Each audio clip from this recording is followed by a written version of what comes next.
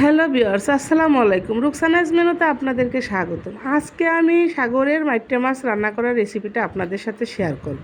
এখানে আমি নিয়েছি 1 কেজি পরিমাণ মাইট্টে মাছ। মাছটা আমি রান্না করার আগে একটু ম্যারিনেট করে রাখবো, কারণ তেল, ঝাল, লবণ, কালার যেন ঠিকমতো আসে।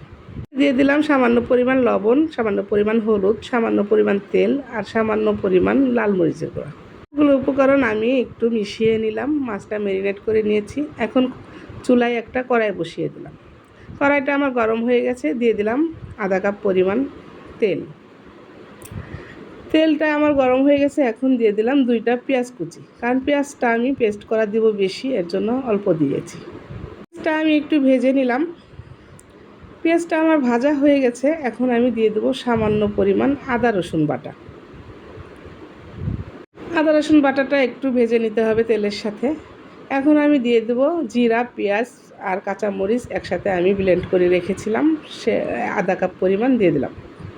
এই মশলাটাও আমি তেলের সাথে ভালোভাবে মিশিয়ে নেব। দিয়ে দেবো সামান্য পরিমাণ হলুদ।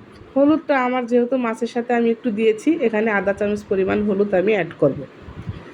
হলুদটা আমি দিয়ে দিলাম। এখন আমি একটু নেড়েচেড়ে মিশিয়ে নেব। দিয়ে দেবো সামান্য পরিমাণ লাল মরিচের গুঁড়া। মরিচের গুঁড়াটাও আমি একটু মিশিয়ে নেব। লাল মরিচের গুঁড়াটা আমি একটুই দিয়েছি, কারণ কাঁচামরিচটা বেশি ব্যবহার করেছি। এখানে আমি দিয়ে দিলাম 1 চামচ ধনিয়া গুঁড়া। দিয়ে দিলাম স্বাদ মতো লবণ। সবগুলো উপকরণ আবার আমি একটু তেলের সাথে ভেজে নেব। দিয়ে দেবো একটু পানিটা দিয়ে আমি মশলাটা একটু কষিয়ে নেব।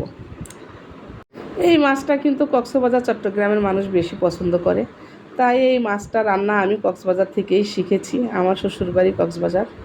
আমার জালেরা অনেক মজা করে এই মাছটা রান্না করে, অনেক মজা হয়।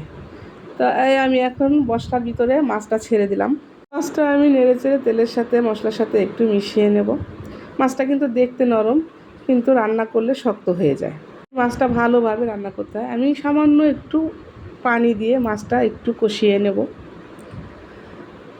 এই মাছটা চট্টগ্রাম, কক্সবাজারের মানুষ অনেক পছন্দ করে। ওরা অতিথি আপ্যায়নে এই মাছটা সবসময় রাখবেই। কক্সবাজারের মানুষ কিন্তু অনেক অতিথি আপ্যায়ন করতে জানে।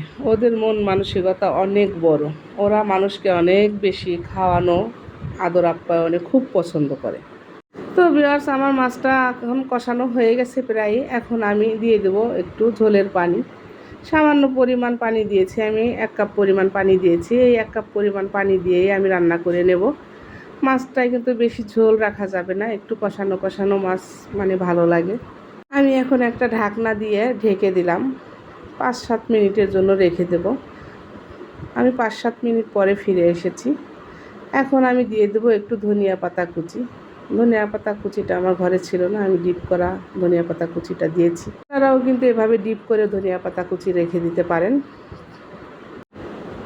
ধনিয়া পাতা কুচিটাও আমি একটু মিশিয়ে দেব। এই পর্যায়ে মাছটা আমার রান্না হয়ে গেছে। এখন আমি চুলাটা বন্ধ করে নেব। তো ভিউয়ার, যদি আমার চ্যানেলটা ভালো লাগে, লাইক, কমেন্ট, শেয়ার দিয়ে আমার পাশে থাকবেন। আসসালামু আলাইকুম।